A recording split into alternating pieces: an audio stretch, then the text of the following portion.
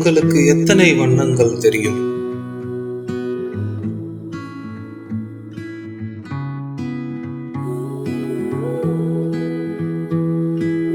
நீங்கள் இங்கு பார்ப்பது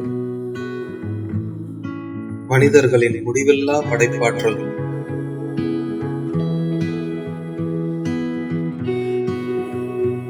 இத்துடன் இயற்கையின் நிறங்களை ஒப்பிட்டால் அதற்கு முடிவே இல்லைதானே.